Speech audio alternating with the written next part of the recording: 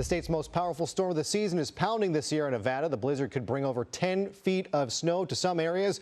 California Highway Patrol has shut down 100 miles of I-80 where there have already been dozens of collisions. Fortunately, no immediate reports of serious injuries. Residents, though, urged to stay home and off the roads.